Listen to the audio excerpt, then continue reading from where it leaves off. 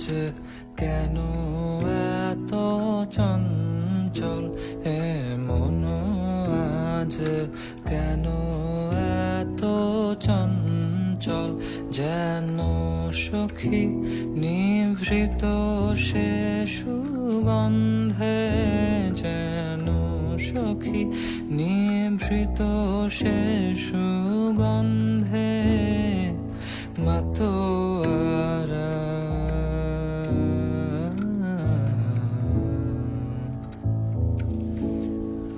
মাতোয়ারা